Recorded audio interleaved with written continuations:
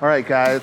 You guys want to blow up your back? Saw I blow my back up. You want a mass building back workout? Try this. You want bulging lats? You want Tyrannosaurus traps? You guys want lats like Dorian Yates with half the work and half fucking genetics? You want to figure out how to not work hard, get big? You want, this is the shortcut channel.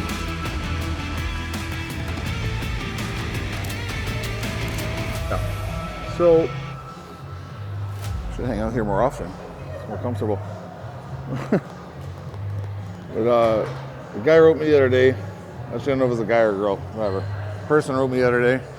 It's talking about they have a hard time connecting to their hamstring on the negative portion of a hamstring curl. I think it was hamstring curl, what they said. But anyway, we'll just address that.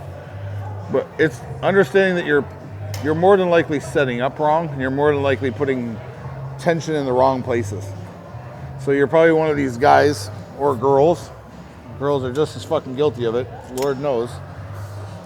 So they'll grab onto here, and it's just a matter of like, I just need to manhandle this thing and get it up here. So I'm just swinging this thing as hard as I can. It's like, yeah, that fires your hamstring, but it also fires your fucking calf and God knows what else you're fucking locking down on to pull, right? So just understand that to feel hamstring, we want to create length from our hip to our foot. And I want to create length from my shoulder to my hip. So I want to be as elongated as I possibly can. I don't want to be like little crunched here really. I just want to have keep maintaining that distance of hip length and foot length from hip, so that when I catch off, I can just push on heel. So I have a little crack in my knee, but I have pressure on my heel. So right now the only thing that's rocking is my foot. So if I keep that same mentality, my quad is pressed against the pad. So when I go to rock through, it's just swinging that foot more and bending that knee more. So it's up, up, up.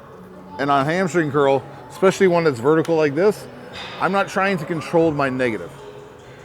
I'm just allowing the negative to be the tempo that needs to be to get the weight to relax down again. So obviously I'm not going to go up here and go like, I have to maintain tension in my hamstring relative to the 30 pounds that's on there to allow that weight to go down slow enough to control it, right?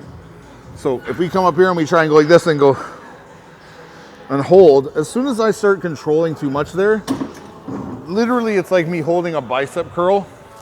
It's like me bringing up my bicep curl and I flex here, and then I try to control it going down and I go. As you can see, this is not moving. It's not being pulled that much. I'm just controlling hand and understanding elbow tension, and then letting this weight fall.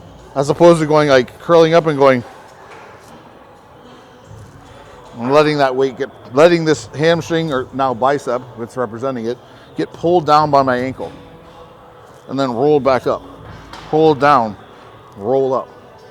So if you start thinking about your hamstring in terms of when you're working your hamstring, you start thinking about it and it's in its lengthened position, which is when it's stretched, when you start the movement, then you're shortening it.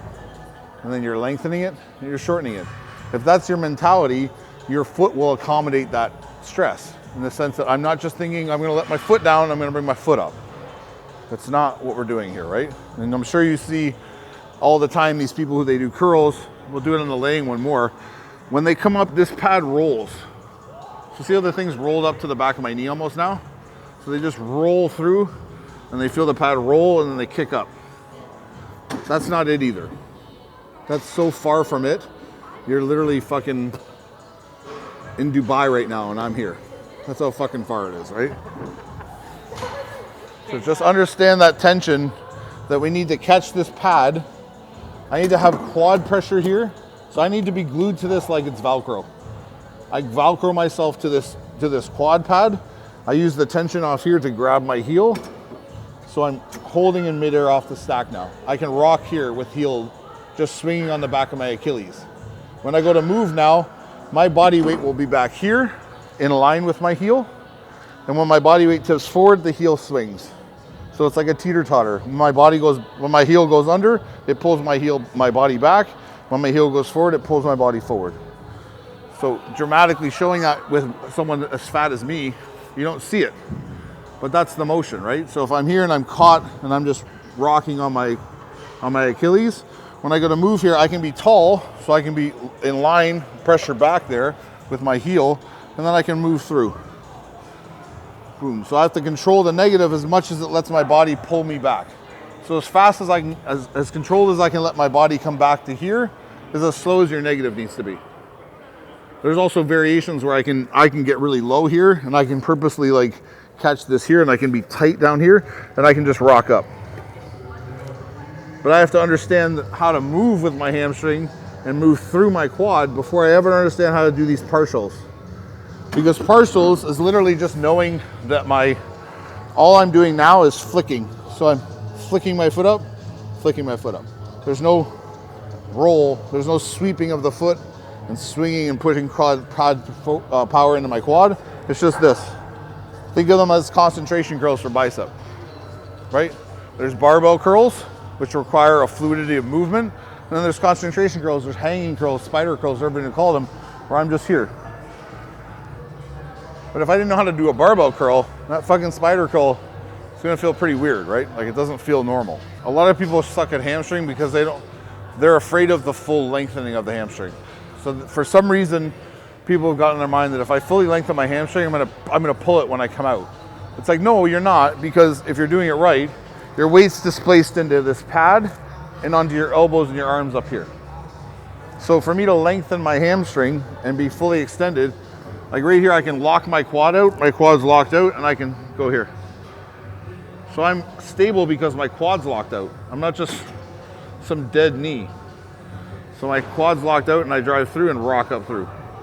So I slow down the tempo right about here and let that extend, rock, rock. So this rapid firing out of the bottom is where a lot of people get problems, because people in general perform hamstring curls and reps in general on any body part way too fast. It's this rapid fire machine gun, brrr, just get the fucking time under tension equals how fast can I do it and how much intensity can I do it with. It's like, no, time under tension, we're basically, in my mind, if you're an intelligent person, time would be considered at the length. How long can I keep tension? Not how short can I keep tension. Which is like, if you're blasting through reps, 10 reps, you get it done in 4 seconds. It's like, or if I get 10 reps done in 15, 20 seconds, and I can keep that tension on the muscle, what do you think might be more beneficial, right? You tell me, because I don't know, I'm fucking stupid.